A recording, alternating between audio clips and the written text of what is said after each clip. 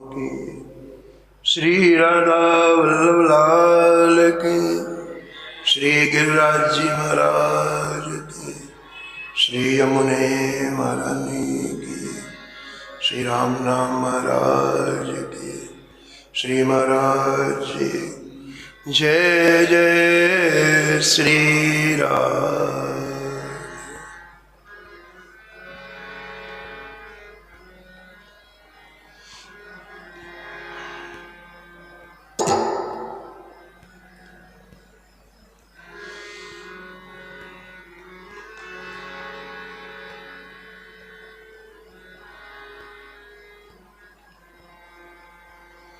कृष्ण कृपा को पर प्रगटो बिलु मंगल मंगल स्वरूप।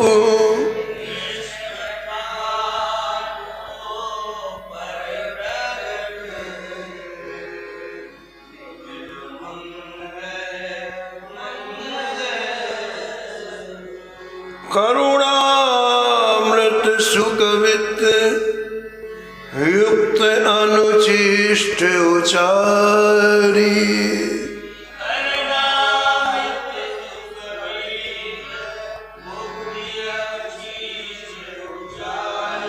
रसिक जनन जीवन हृदय हारा बलिधारी।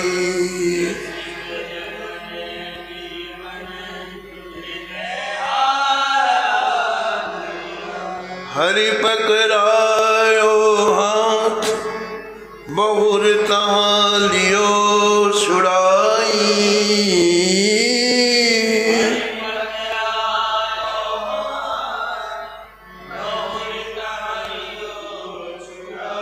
कहा भयो कर छुटे बदो जो हियते जाई।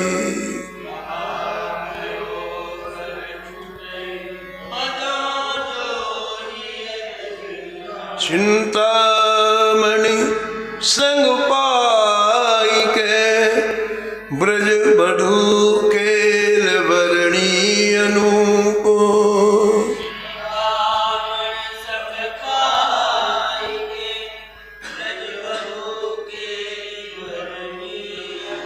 कृष्ण कृपा को पर प्रगटो विलो मंगल मंगल स्वरूप।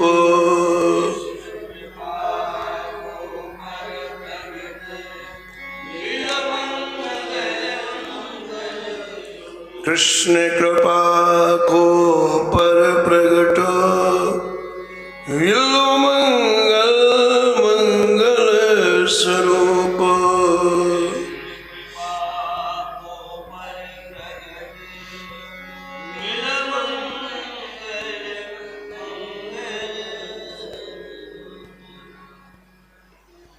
प्रातः स्मरणीय परम वंदनीय श्री भक्तमाल के रचयिता श्री नाभा गोस्वामी जी इस छप्पे में परम भागवत परम रसिक श्री बिलमंगल जी महाराज का स्मरण किया है और निष्कर्ष के रूप में कहते हैं कि श्री ठाकुर जी की कृपा जीव को महान बना देती है।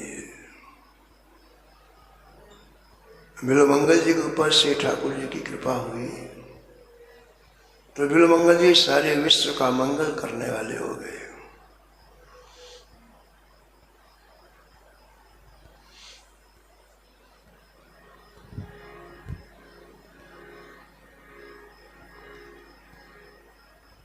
प्रत्येक व्यक्ति का जीवन प्रारंभ से लेकर अंत तक किन किन परिस्थितियों में गुजरता है और वहाँ चित्त की वृत्तियाँ कैसे होती हैं, एक भक्त के चरित्र से इस बात को स्पष्टतया समझा जा सकता है। जीवन के क्रम में कहाँ हमसे भूलें होती हैं, जीवन के क्रम में हम लक्ष्य में पहुंचने में कहाँ रुक जाते हैं और उससे भगवान कैसे रक्षा करते हैं। जब हम उनके हो जाते हैं तो भगवान उन परिस्थितियों में हमें कैसे बचाते हैं, कैसे करुणा करते हैं, कैसी कृपा करते हैं। इन चरित्रों के माध्यम से हमारे मन को एक सुकून मिलता है, एक समाधान मिलता है।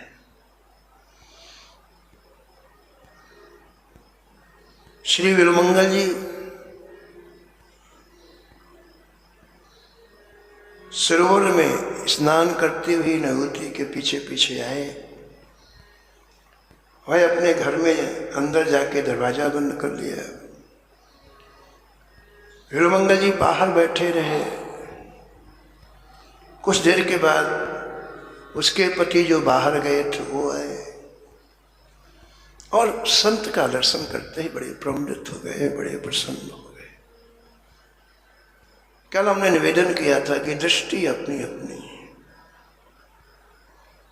संसार जैसा है वैसा ही रहेगा, दृष्टि हमारी सुधर जाए, इसी संसार में हमें सुख का अनुभव होने लग जाएगा।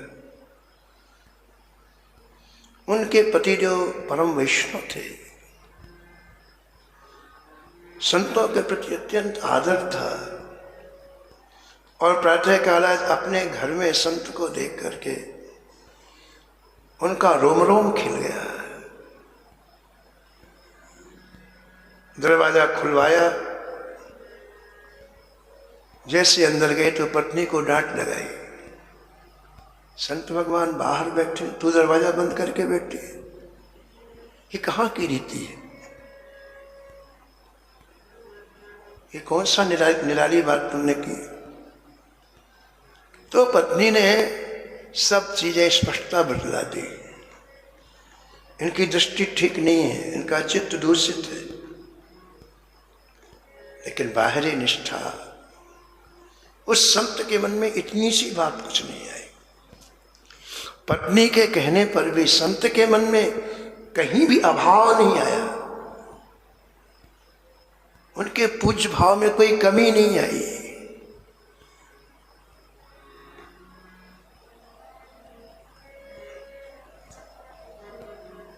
भक्तमाल के टीकाकार श्री प्रियादास जी ने जब टीका लिखना प्रारंभ किया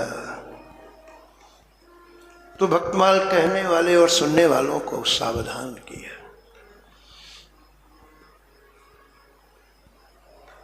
क्या लिखते हैं? संत है अनंत गुण, अंत कौन पावे जाको। संत ने अनंत गुण, अंत कौन पावे जाको। जाने रतिवंत को रीझे पहचान के। रतिवंत को रीझे पहचान, रीझे पहचान। व्यास से कहते हैं कि संतों में अनंत गुण होते हैं। कुछ गुण हो तो उसका आप आकलन कर लें, समझ लें, लेकिन जब अनंत गुण है, कोई सीमा ही नहीं है, उसको जानना बड़ा कठिन। फिर कौन जानता है? बोले जाने रतिवंत,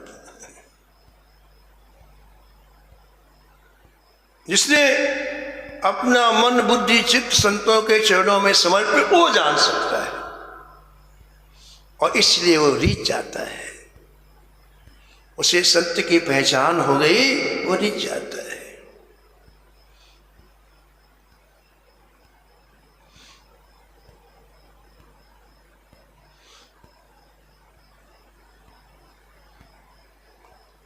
गोस्वामी जी ने विनय पत्रिका में चातक का बहुत स्मरण किया है कहते हैं एक उपासक को, एक साधक को चातक के समान जीवन देना चाहिए।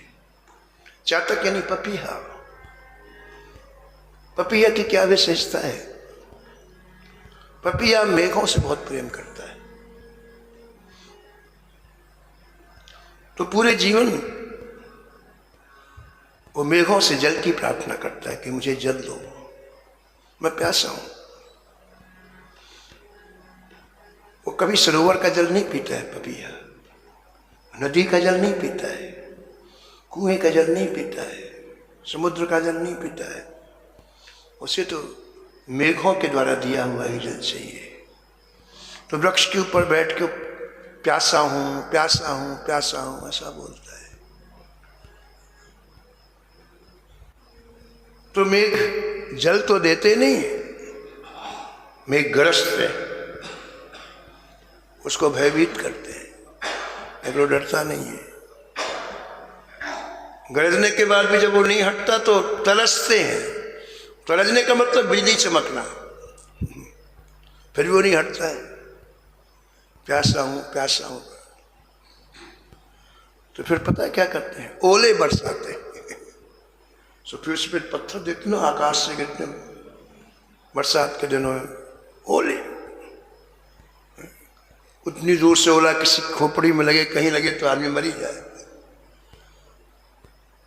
तो वो मेरे ओले बरसाते हैं, और जब ओले बरसाते हैं तो ओले उसके सिर पर पड़ते हैं, चोंच टूट जाती है, नीचे गिर पड़ता है, वक्त से बेहोश हो जाता है, शरीर खून से लथपथ हो जाता है। तो कोई साधु निकला वहां से, इसकी घायल अवस्था देखकर उसको दया आ गई। उसने चातक को उठाया अपनी हथेली, उसको होश आ गया धीरे धीरे। साधु ने कहा, चातक तुम हमारी कुटिया में चलो, हमारी झोपड़ी में रहना, तुमको अच्छी अच्छी चीजें खाने को देंगे, तुम्हारा इलाज भी हो जाएगा, ले चले तुमको। चातक ने कहा, नहीं साधु बाबा मुझे मत ले चलो। साधु बाबा ने कहा कि तुम वृक्ष में बैठे बैठे मेघों से मैं प्यासा हूं, प्यासा हूं, और देखो तुम्हारे साथ क्या व्यवहार किया, तुम्हें घायल कर दिया, अब आशा छोड़ो उसकी, चलो मेरे साथ। चातक ने कहा, नहीं नहीं नहीं, मेरा प्रेमी मुझे कभी कष्ट नहीं दे सकता है, वो मुझे दुख नहीं दे सकता है, उसने मुझे दुख नहीं दिया है। और मैं फिर अभी वृक्ष में चढ़ूंगा और फिर उससे यही कहूंगा, मुझे जल दे दो, प्यासा हूं, प्यासा हूं। यानी चातक के दिल में कभी अपने प्रेमी का दोष आता ही नहीं है, वो कैसे उल्टा व्यवहार करे। यही बात प्रियादास जी कहते हैं कि संतों में अनंत गुण है, उन अनंत गुणों को पहचानने के लिए विशेष कृपा की आवश्यकता है। वृंदावन के एक संत कहते थे कि संतों को पहचानने के लिए श्री जी की कृपा हो तब पहचान पाता है व्यक्ति, नहीं पहचानना बड़ा मुश्किल, अपने स्वरूप को छिपा के रखते हैं। तो इस भक्तमाल के प्रारंभ में भूमिका में श्री प्रियादास ने लिखा कि यदि आपको कदाचित कभी कोई संत में कमी दिखाई पड़े, आपको यदि कोई कभी संत के जीवन में कमी दिखाई पड़े तो आप उसे कैसे ग्रहण करें, आप क्या समझें।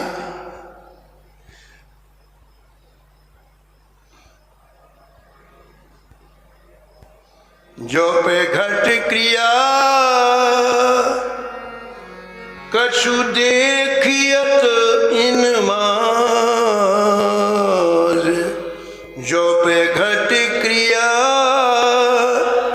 कछु देखियत इन मार, कर ले विचार हर ही की इच्छा मान के, कर ले विचार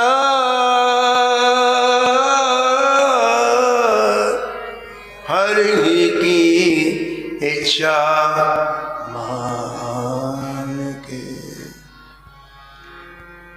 संतों के जीवन में कोई आपको घटती क्रिया दिखाई पड़े, कोई दोष दिखाई पड़े, तो प्रियादास जी सावधान करते हैं कि आप उस समय सोचो श्री ठाकुर जी की ऐसी ही इच्छा है, उसमें अपनी बुद्धि मत लगाओ, हरि ही की इच्छा मान के। हरि की इच्छा क्या है? बालक को सिंगार के निहार नेहवती माता, निहार नेहवती माता, देख जो डिठौना कारो डीठ डर जान के, देख जो डिठौना कारो डीठ और जान के।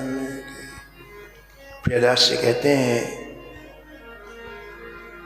अपने शिशु का मां श्रृंगार करती है, बहुत सुंदर श्रृंगार करती है, फिर देखती है अपने शिशु को, उसे लगता है कोई नजर ना लगा दे, तो सुंदर श्रृंगार करने के बाद फिर काला डिठौना लगा देती है। जिस माँ ने इतना अच्छा श्रृंगार किया, माँ ने बालक के माथे में डिठौना लगा देती है। क्यों? किसी की नजर ना लग जाए, डीठ डर जान के। तो जब किसी संत में आप कोई घटती क्रिया देखें, कोई कमी देखें, कोई दोष देखें, तो आप ऐसा समझ लें कि भगवान ने संत का श्रृंगार किया और डिठौना न लग जाए तो एक डिठौना लगा दिया। वो कमी नहीं, वो डिठौना है। जैसे हम बालक के माथे में कालिख लगा देते हैं इस दृष्टि, इसलिए इनको, इस संत को नजर ना लग जाए, इसलिए ठाकुर जी की इच्छा मान करके कभी उसको मन में नहीं लाए, तब भक्तमार्ग समझ में आएगी। ऐसे भक्तमार्ग समझ में नहीं आएगी। बड़ा ये दिव्य ग्रंथ है, इसके लिए मन बुद्धि चित्त बिल्कुल एकाग्र होना चाहिए, तब इन भक्तों के रस में हम डूब सकते हैं। गोरखपुर में गीता वाटिका में पूज्य राधा बाबा निवास करते हैं, और पूज्य भाई जी हनुमान साथ पोदार जी जो कल्याण के आदि संपादक थे, वो निवास करते हैं। पूज्य भाई जी अपने जीवन के अनुभव को इतना छुपा के रखते थे, कभी उसकी अभिव्यक्ति नहीं होने देते थे। कई लोगों को स्वप्न में अनुभव भी होते, आते बोले हमको पता नहीं, अपने आप को बहुत छिपा के रखा पूरे जीवन। लेकिन पूज्य राधा बाबा जी को भाई जी के दिव्य स्वरूप का दर्शन रोज होता, रोज। और उन्होंने पूज्य भाई जी के बारे में इतना लिखा महाराज, पूछो, क्योंकि जो उनको अनुभव होता वो लिखते, और लिखने के बाद उन कागजों को पता क्या करते, एक पोट्री बनाकर गले में टांगे रहते, कोई देख ना ले। जैसे माला झोली रखते हैं ना, ऐसे उन कागजों को लिख करके एक ऐसी पोट्री बना अपने गले में टांगे रहते। ठंड का समय था, अंगीठी जल रही थी, पूज्य बाबा बैठे थे, कहीं से भाई जी आ गए तो बाबा के सामने बैठ गए, अंगीठी जल रही थी, और भाई जी की दृष्टि पड़ी, इतना मोटा मोटा कोई चीज बाबा के ऊपर लगा हुआ है। पोटली तो रखे रहते थे, लिखते थे, पर जो चीज उसको कागजों पर अंदर रख लेते। तो भाई जी ने पूछा, बाबा ये क्या है? तो मुस्टैंड लगे रहता, बोले बताओ बाबा क्या है? तो पोटली से एक दो कागज दिए, भाई जी ने पढ़ा, भाई जी के बारे में सब कुछ लिखा हुआ था। तो भाई जी ने क्या किया, बाबा के गले से पोटली उतारी और जितने कागज थे अंगीठी में गोविंदाय नमो नमः सब जला दिए, सब जला दिए। तो एक भक्त ने कहा कि बाबा हम भी गीता वाटिका में रहे, हमें बिल्कुल अनुभव नहीं होता कि भाई जी इतने मानो आपको इतने अनुभव होते हैं, ऐसा क्यों? हम भी आ रहे थे, हम भी उनके प्रवचन सुनते हैं, दर्शन, हमें तो कोई अनुभव नहीं होता है, और आपको इतनी अनुभूतियां कैसे होती हैं? तो भाई जी ने कहा अंतःकरण की जो वृत्ति है उसको ठीक करना पड़ेगा। संतों के बारे में यदि जानना है तो अंतःकरण की वृत्ति को सूक्ष्म बनाना होगा। हमारी स्थूल वृत्ति है, हम बाहर की मोटी मोटी चीजें पकड़ते हैं, दीवार ऐसी है, पर्दे ऐसे हैं, बिछावट ऐसी, ये मोटी बुद्धि की पहचान है। और जो सूक्ष्म वृत्ति होती है वो अंतःकरण में जाती है। सूक्ष्म वृत्ति कैसे बने? बाबा ने कहा निरंतर नाम जप का अभ्यास करो। जब नाम की पूंजी इकट्ठी हो जाएगी तो संतों की क्रियाएं समझ में आएंगी, ऐसे नहीं।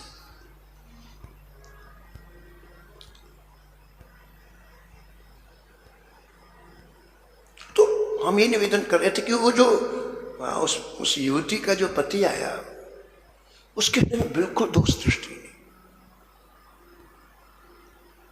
अंदर ले जाकर के सुंदर आसन पर विराजमान करा करके षोडशोपचार पूजन किया, आरती किया, और जैसे एक सेवक खड़ा हो जाता ना, ऐसे हाथ जोड़ के खड़ा हो गया, भगवान मेरे लिए आप आज्ञा करें। अब देखो महाराज माया कितनी प्रबल होती है। हीरोमंगल जी ने उसे साफ कह दिया कि मेरा चित्त तुम्हारी पत्नी में आसक्त हो गया है। बोलो बस बोले आप विराजें। घर में ऊपर अटारी थी, नीचे वो लोग रहते थे, हीरोमंगल जी को ऊपर पहुंचाया अटारी में, आप विराजें। और भक्तमाल में लिखा है कि वो परम भागवत वैष्णव अपनी पत्नी से बोले, देखो देवी, अपने जीवन का लक्ष्य है प्रभु की प्रसन्नता, है ना। हम सभी के जीवन का लक्ष्य क्या होना चाहिए? श्री ठाकुर जी की प्रसन्नता। हम जितने सत्कर्म करें, जितने अच्छे कार्य करें, सब कर मांगई एक फल, राम चरण रति हो। अलग से कोई फल नहीं चाहिए हमको, एक ही फल चाहिए, प्रिया प्रीतम में हमारी प्रसन्नता हो जाए, लगाव प्रेम हो जाए, प्रिया प्रीतम प्रसन्न हो। एक पति अपनी पत्नी से क्या कह रहा है सुनो आप, कि देवी हम लोगों के जीवन का लक्ष्य है श्री ठाकुर जी की प्रसन्नता, और हमारी किसी क्रिया से ठाकुर जी प्रसन्न हो जाए तो हमें उसको करना चाहिए। ऐसा कोई शास्त्र नहीं है, कोई ग्रंथ नहीं है इसमें ये ना लिखा हो कि संतों के प्रसन्न होते ही ठाकुर जी मिल जाते हैं। तो ये सुअवसर तुम्हें प्राप्त हुआ है, तुम्हें मेरी आज्ञा है, तुम इसी समय श्रृंगार करके संत के पास जाओ और उन्हें प्रसन्न करो। मेरी आज्ञा मानने से सबसे पहले तो मैं प्रसन्न होऊंगा, वो परम भागवत पति कह रहा है। इसके बाद संत प्रसन्न होंगे, और इसके बाद संत के प्रसन्न होते ही भगवंत प्रसन्न हो जाएंगे, और हमारा ये मानव जीवन सार्थक हो जाएगा।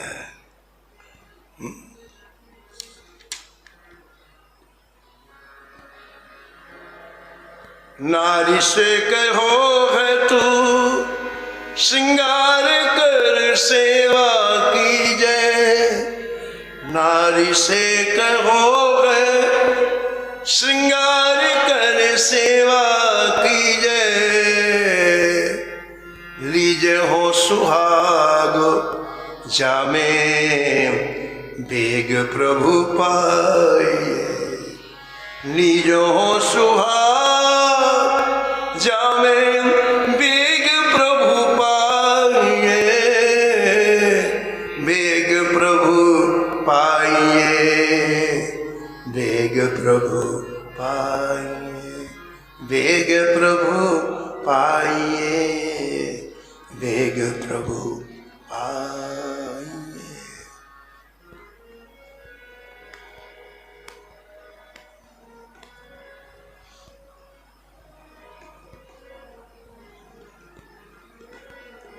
अध्यात्म क्षेत्र में, भक्ति क्षेत्र में यदि लक्ष्य भगवान हो तो बहुत बड़ी रिस्क का काम उससे ठाकुर जी रक्षा करते हैं, क्योंकि उस समय हमारा लक्ष्य भगवान है। देखो इन दोनों का लक्ष्य वेग प्रभु, ठाकुर जी जल्दी प्राप्त हो जाए, वेग प्रभु, क्योंकि लक्ष्य इतना बढ़िया है। तो देखो ठाकुर जी कैसे रक्षा करते हैं। आप कहीं भी जीवन में कभी ऐसे क्षण आए जहां हमें बहुत बड़ी रिस्क लेनी पड़े ठाकुर जी के लिए, कौन पड़ना चाहिए, क्योंकि ठाकुर जी को लक्ष्य करके ना हमने इतनी बड़ी रिस्क ली है, तो श्री ठाकुर जी सद्या क्षणमात्र में हमारी रक्षा करते हैं, क्षणमात्र।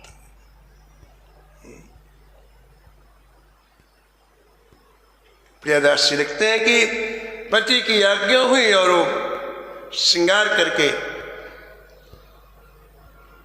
ऊंची चित्र साड़ी में यानी अटारी में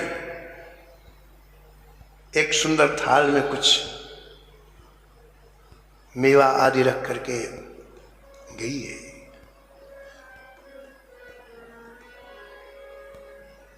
जनक मन को जाए जोर कर ठाड़ी रहे, जनक मन को जाए जोर कर ठाड़ी रहे, गहुमति देख नून मृत्यु भागी है, गए मति देखो नून मृत्यु भागी है, नून मृत्यु भागी है, नून मृत्यु भागी है, नून मृत्यु भागी है।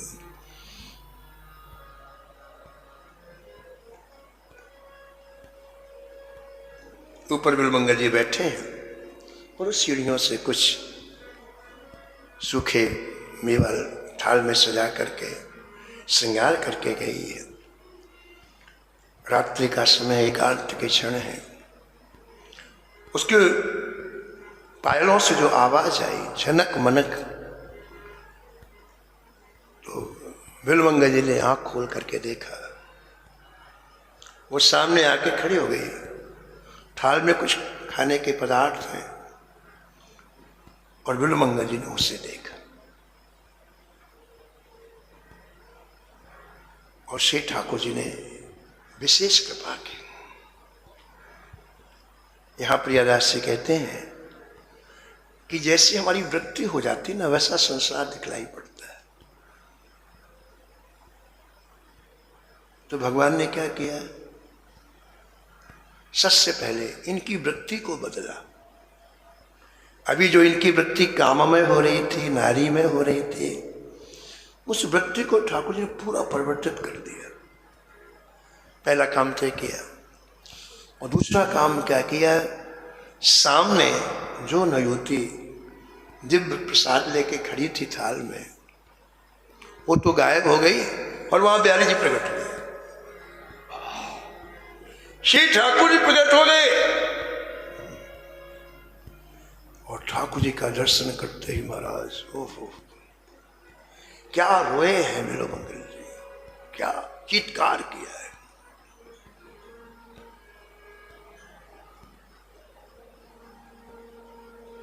मेरा